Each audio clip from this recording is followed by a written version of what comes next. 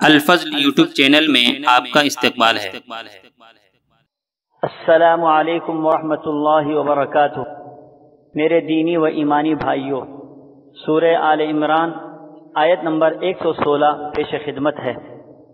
اعوذ باللہ من الشیطان الرجیم، ان الذین کفروا لن تغنی عنہم اموالہم ولا اولادہم من اللہ شیئا وَأُولَئِكَ أَصْحَابُ النَّارِ هُمْ فِيهَا خَالِدُونَ۔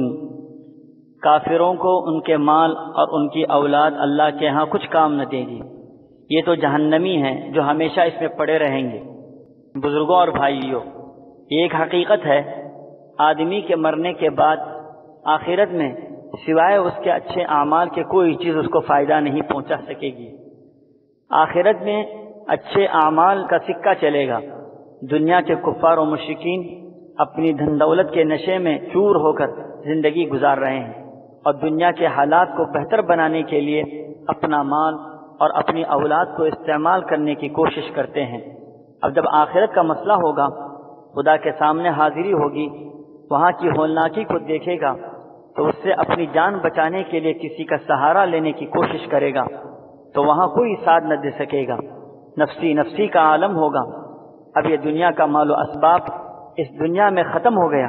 آخرت میں نہ مال دے کر اللہ کے عذاب سے چھٹکارا مل سکتا ہے اور نہ عذاب میں تخفیف کی گنجائش نکالی جا سکتی ہے۔ اول تو کسی کے پاس مال ہوگا ہی نہیں، اگر بالفرض مال رہے گا تب بھی کوئی نفع نہیں پہنچا سکے گا۔ یہ کفار و مشرکین تو جہنم کا ایندھن بنے رہیں گے اور ہمیشہ ہمیشہ کے عذاب میں گرفتار رہیں گے۔ اللہ تعالی ہم سبوں کو دنیا کی حقیقت سمجھنے کی توفیق عطا فرمائے، آمین۔ وآخر دعوانا ان الحمد للہ رب العالمین۔ اس چینل کو سبسکرائب کریں اور اس کو زیادہ سے زیادہ شیئر کرنے کی کوشش کریں۔